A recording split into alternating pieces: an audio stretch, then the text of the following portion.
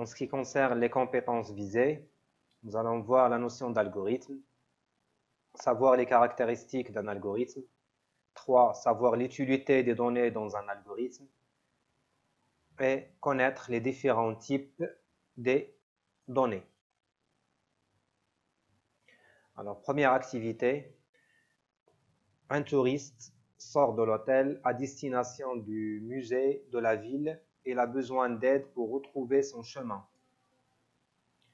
Parmi les solutions, donc il peut aller tout droit jusqu'à trouver un panneau publicitaire, tourner à droite, ensuite aller tout droit environ 200 mètres et tourner à gauche.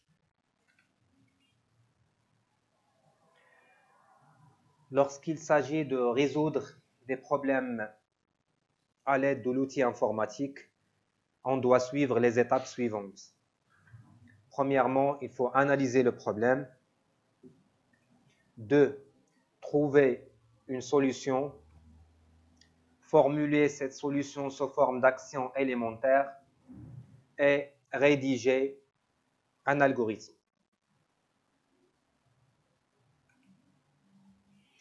Alors, c'est quoi un algorithme? C'est une suite d'actions précises qui doivent être exécutées dans un ordre déterminé pour obtenir un résultat.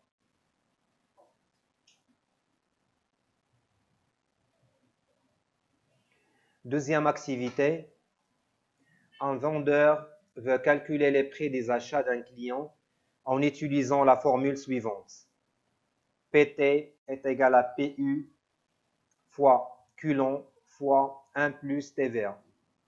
Sachant que PT est le prix total des achats, PU le prix unitaire, Q c'est la quantité du produit acheté,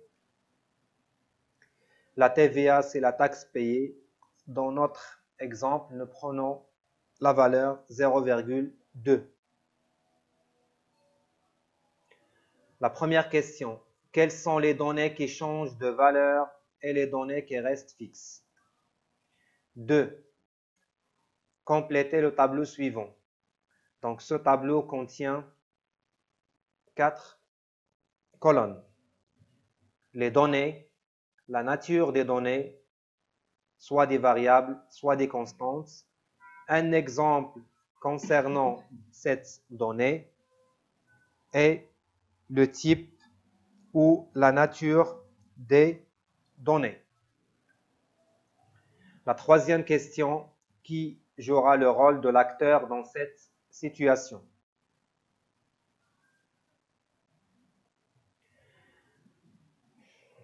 Alors, pour la donnée PT, qui représente le prix total, bien sûr, c'est une variable, parce qu'on peut avoir deux produits avec deux prix totaux différents.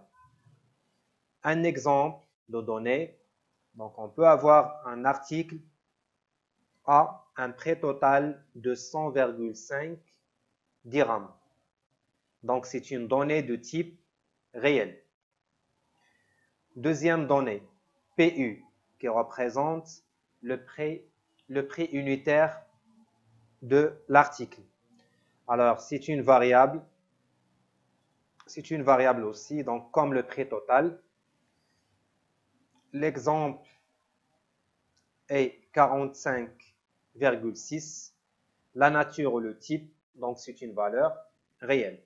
Donc, on peut avoir un article avec un prix unitaire de 45,6, d'autres articles avec une valeur, par exemple, de 100 dirhams, 100,25 dirhams. Donc, c'est une valeur réelle.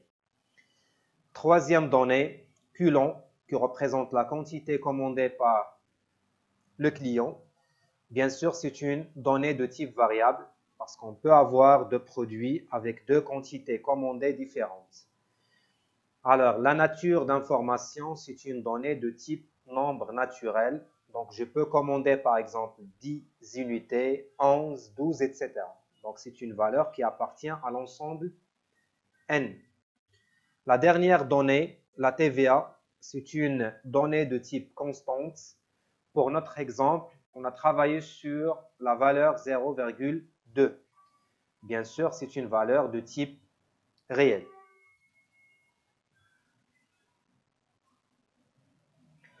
Alors, la notion de variable.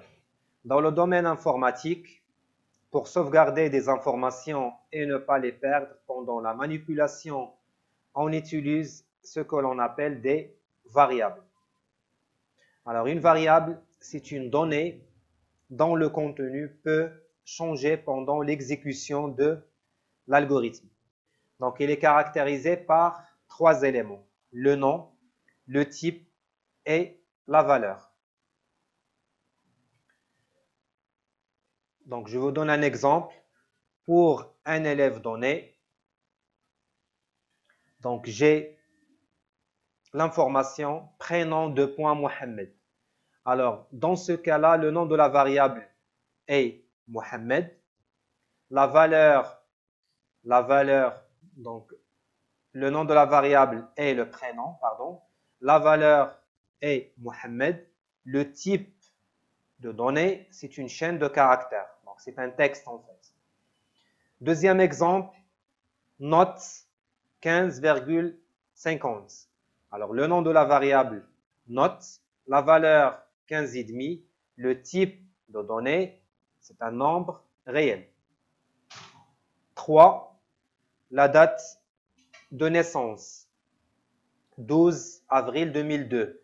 Le nom de la variable date de naissance, la valeur 12/4/2002, le type d'information ou le type de données, c'est une donnée de type chronologique, date.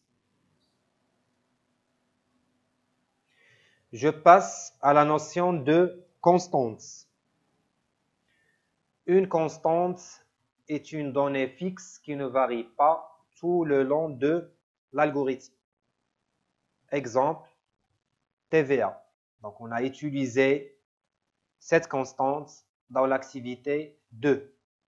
Un deuxième exemple concernant les constantes. Pour un problème mathématique qui nécessite le calcul de la surface d'un cercle, alors la formule mathématique c'est PR carré.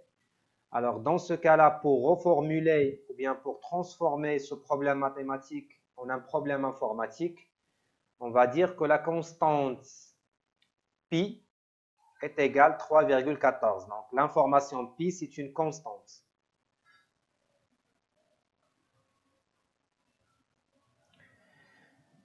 Alors, on va étendre l'activité précédente, c'est-à-dire l'activité 2, en posant la question suivante. Quelles sont les actions faites par le vendeur pour calculer le prix total? Alors, lorsqu'on parle des algorithmes, on parle de 2 acteurs.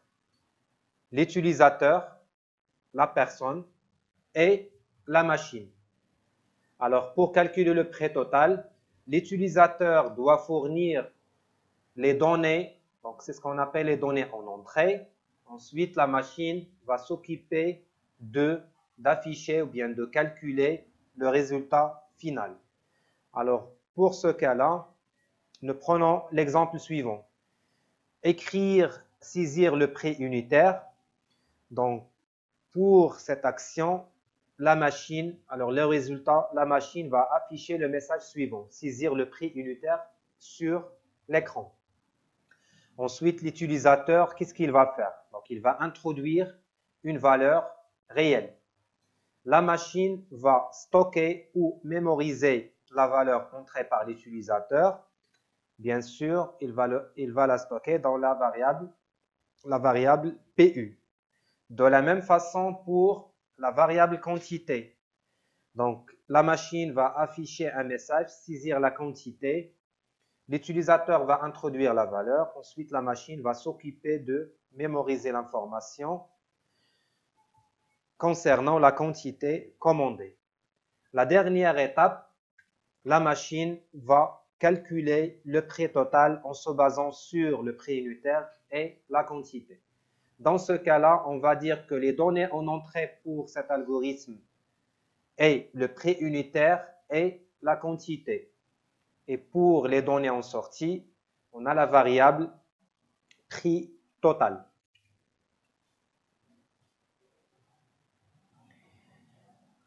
Alors, lorsqu'on parle des algorithmes, on a deux opérations de base. La lecture, c'est l'opération qui consiste à lire des données tapées au clavier et les stocker sur des variables.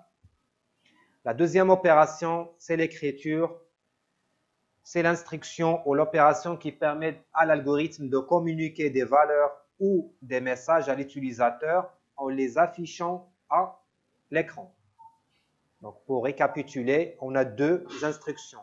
La lecture pour mémoriser, l'écriture pour afficher des messages sur écran.